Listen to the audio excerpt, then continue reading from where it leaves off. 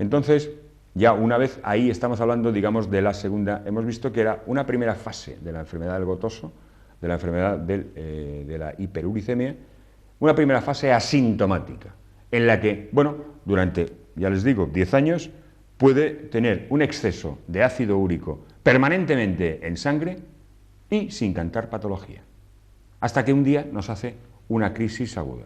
En ese momento, ya diagnosticamos al enfermo de hiperuricemia, vemos sus niveles de uremia y tenemos dos vías de trabajo.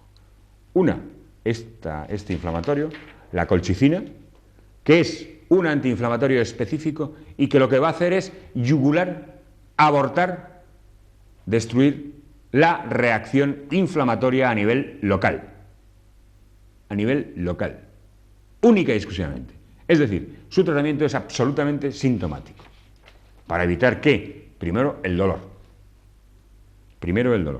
Y el otro frente de trabajo, en cuanto ya tengo un paciente con exceso de ácido úrico, es controlar esa hiperuricemia.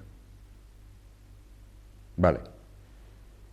De hecho, además, en la literatura científica está visto y está demostrado que incluso si controlamos en una primera crisis aguda, es decir, que es el primer chivato que nos está avisando de que ese paciente tiene un problema de ácido úrico, porque hasta ese momento ese paciente ha hecho su vida como siempre.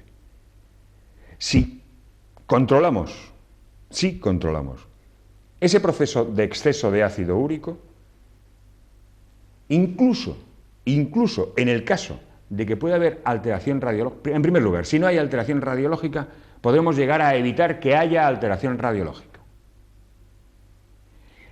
E incluso en el caso de que haya una alteración radiológica, en ese caso, en un 40% de los casos, sí, en primer lugar, por supuesto, la destrucción a nivel de la cápsula articular no ha sido tan agresiva ni deformante, puesto que en estos casos, cuando ya llegamos a la tercera fase, a la última, en la que ya estamos hablando de un proceso crónico, donde ya la articulación está absolutamente destruida, ya la cápsula que defiende, toda la cápsula por aquel aumento de presión, aquella disminución de los espacios, aquella disminución incluso del líquido sinovial, porque se ha alterado ya completamente, en esos casos, por supuesto, eso ya no hay quien lo arregle, eso ya no tiene solución, ya ha habido destrucción anatómica, pero hasta en un 40% si se controla la hiperuricemia a nivel general, se puede llegar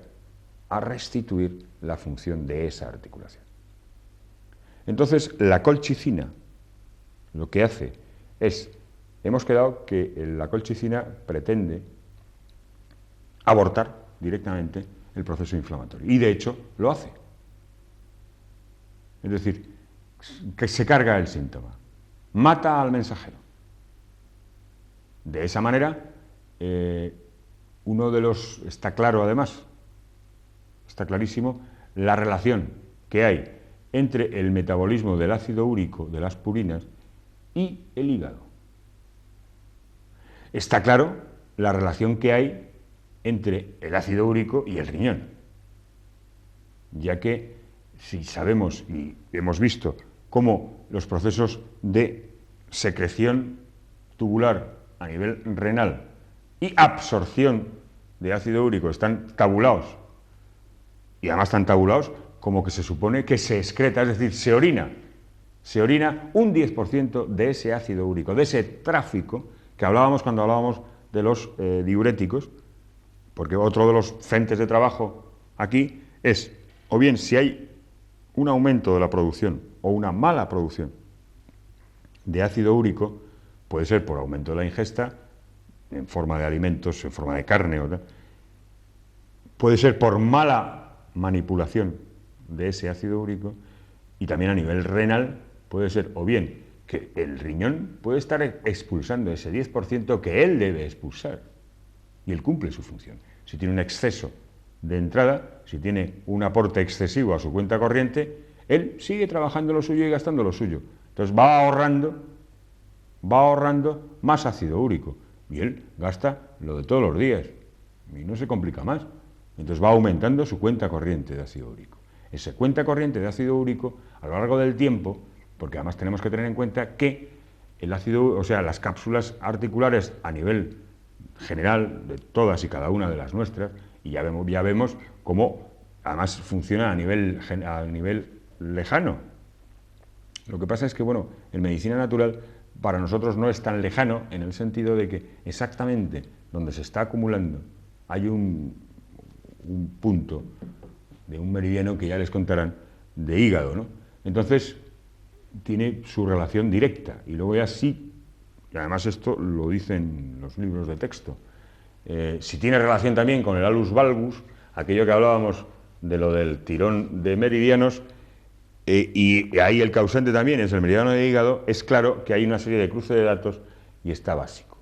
Creo que en algún programa aquí se les ha contado cómo, en este caso concreto del ataque de gota, lo que se pretende es invalidar al señor, invalidar al paciente, puesto que en el mayor caso, en el porcentaje mayor de los casos, se da en varones, alrededor de los 50 años, pueden tener el primer caso, y en las señoras, en un porcentaje mucho más bajo, se da después en la etapa, digamos, posmenopáusica.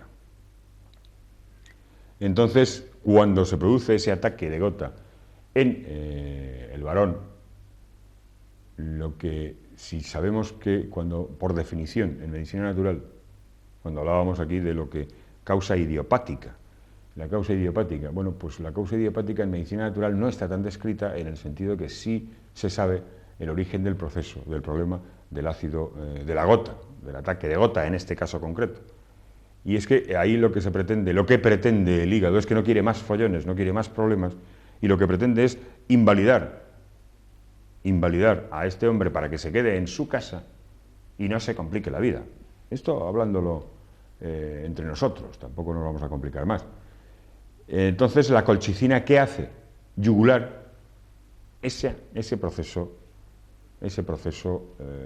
inflamatorio, que es un proceso natural. Tengamos en cuenta que el proceso de inflamación en el cuerpo humano es un proceso de defensa. El otro día creo que les contaban cómo, para valorar la potencia defensiva de un individuo, podemos cifrarla en función de si tiene leucocitosis, si tiene exceso de leucocitos, que digamos que serían los soldaditos que tienen que ir a fagocitar. Fagocitar es comer todo lo extraño, todo el enemigo que pueda aparecer. Y es cuando la cifra de leucocitos está por debajo de donde debiera, cuando a lo mejor sí necesitamos del aporte de un antibiótico. Entonces, el proceso inflamatorio, en el caso que nos ocupa hoy, está claro que lo que pretende es invalidar al señor. ¿Qué hacemos con la medicina moderna?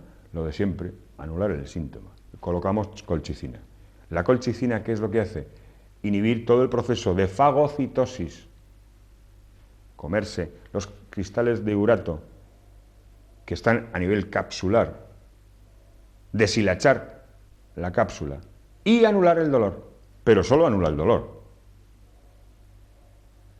De esa manera, el origen del problema, si ese hígado, que es el origen del problema, le hemos anulado al señor el problema, digamos a nivel puntual, a nivel de dolor, a nivel de síntoma, se lo hemos anulado, ese señor va a seguir buscando más problemas.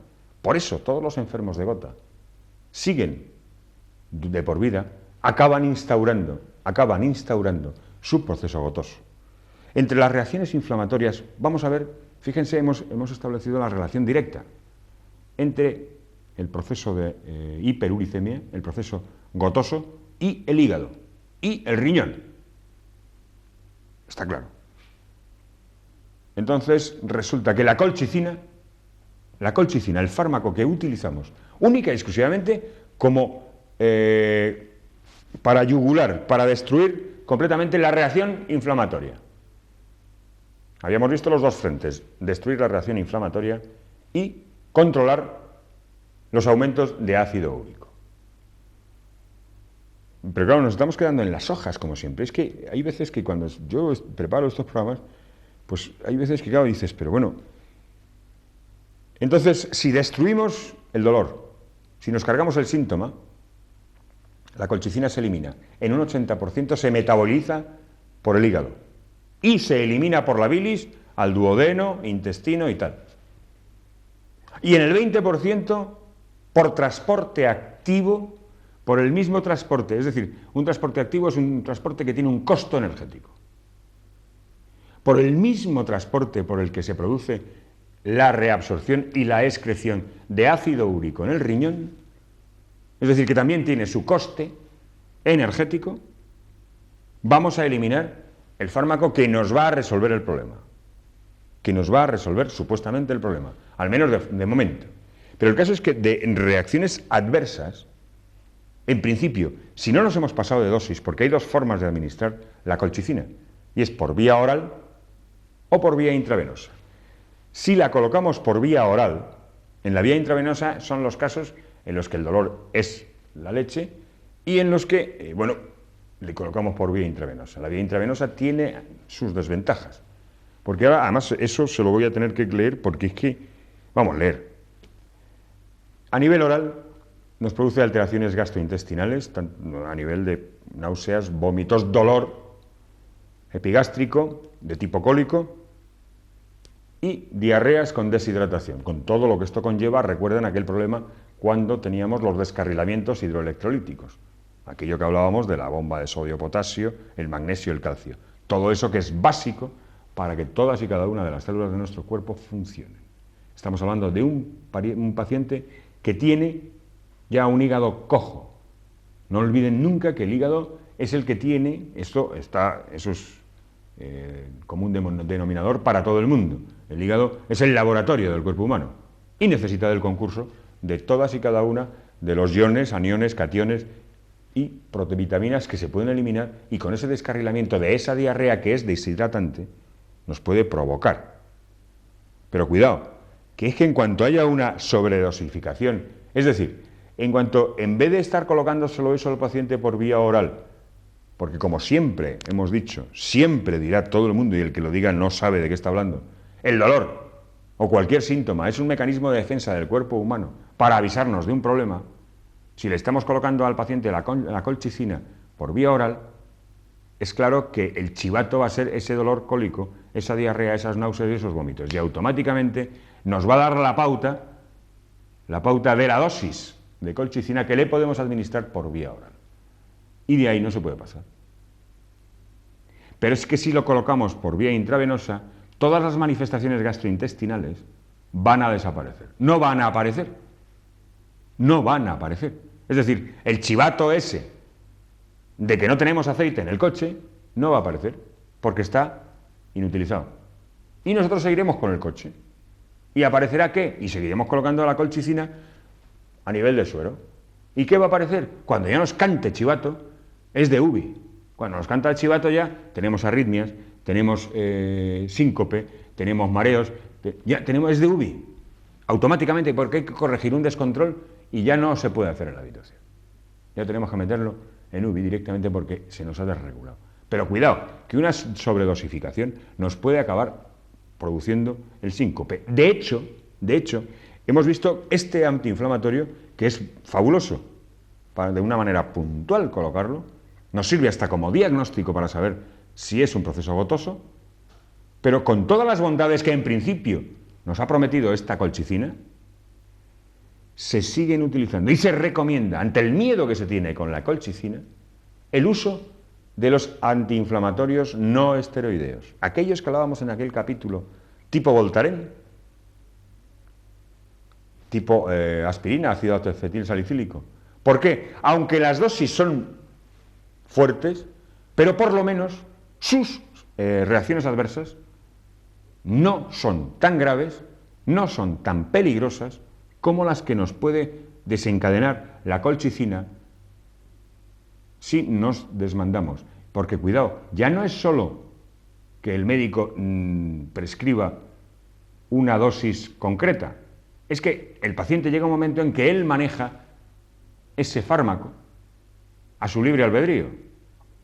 Y él, claro, no sabe, no le han contado de los efectos, porque si bien vienen en el prospecto eso de los efectos, pues hombre, eso de los efectos parece como que es una cosa que, bueno, le pasa al otro, le pasa al vecino, no me va a pasar a mí. Y entonces, ¿qué ocurre? que llega un momento en que el paciente, el enfermo de gota, el enfermo crónico de gota, convive con su patología y la maneja en base a esto. Pero tengamos en cuenta que hay momentos en los que nuestro hígado puede decir, basta, hasta aquí hemos llegado. Luego además tengamos en cuenta que la vida de la colchicina, en los tratamientos con colchicina, en enfermos de insuficiencia hepática y de insuficiencia renal, hay que ser muy escrupuloso. En los ancianos hay que saber exactamente y tener mucho cuidado, porque estas reacciones indeseables, estas reacciones adversas, en esos casos hemos estado hablando de la sobredosificación y de las arritmias, de los procesos de síncope, en pacientes que ya están con patologías añadidas, con descarrilamientos hidroelectrolíticos a otros niveles, se nos puede disparar incluso con una dosis por debajo de la óptima, por debajo de la que se supondría que con arreglo a su peso podría funcionar y nos evitaríamos esas reacciones adversas. En general, hoy ha sido digamos, la enfermedad de los reyes, porque en algún momento de nuestra vida, cada uno por lo menos en su casa tiene que ser su rey, ¿no? En fin, buenas tardes y hasta pronto.